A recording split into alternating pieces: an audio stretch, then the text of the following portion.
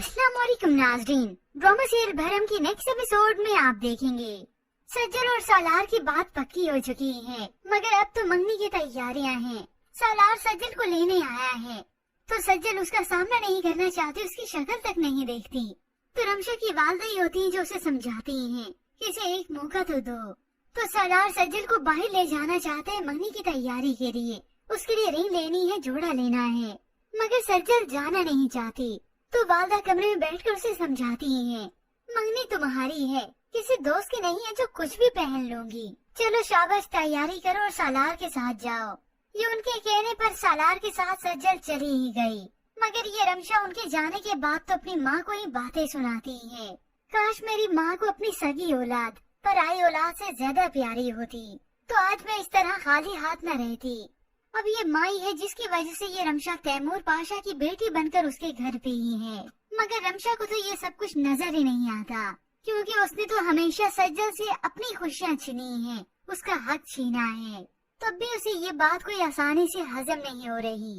वहाँ सालार जो कि सज्जल के साथ शॉपिंग पर आता है, उसकी मर्जी से रिंग लेना चाहता है, तो सज्जल को कुछ पसंद नहीं आता। तो सालार इस सब में उसकी मदद करता है। इसी तरह से दोनों मिलकर मंगनी का जोड़ा भी लेते हैं और साथ ही साथ ये सालार सज्जल का शुक्रिया अदा भी करता है। सज्जल, मैं बहुत खुशकिस्मत हूँ कि एक बार फिर से तुम्हारा ट्रस्ट जीतने का मौका मिला है। मैं तुम्हें यकीन दिलाता हूँ और वादा करता हूँ कि अब ये तुम्हारा ट्रस्ट, तुम्हारा भरोसा कभी तोड़ूंगा नहीं। और सज्जल ये सब अपनी वादा की खुशी में आकर कर रही है। सालार पर वो भी आसानी से यकीन कर नहीं पा रही, उसका दिल जैसे मुतमईन नहीं। और जबकि दूसरी जानिब ये रमशा घर पहुंची तो अर्जुमन बेगम मंगनी की तैयारियां भी जोर शोर से कर रही हैं। तो ये रमशा अर्जुमन बेगम से कहती है, दिल करता है सालार को सज्जल से छीन लो। सालार कोई खिलौना नहीं जो तुम उसे छीन लोगी, वो इंसान है, उसकी भी फीलिंग्स हैं। जब तक उसके सज्जल के लिए जज्बात नहीं बदलते तुम उसे हासिल नहीं कर सकती। मगर किसी को क्या खबर कि ये रमशा तो डर चुकी है। सालार को हासिल करने के लिए वो सज्जल को इतना तक के नुकसान पहुंचाने की प्लानिंग भी कर चुकी है। रोने धोने से कुछ हासिल नहीं होगा, अपनी खुशी को अपनी तकदीर से छीनना ही पड़ेगा। यही तो रमशा का मिशन है कि अगर रास्ते से ये सज्जल हट जाए तो फिर इस सालार के पास मेरे अलावा कोई और चॉइस ही नहीं बचेगी। यहाँ पर सज्जल जो कि खुश होने लगेगी और सालार भी बहुत खुश है सज्जल को पाकर।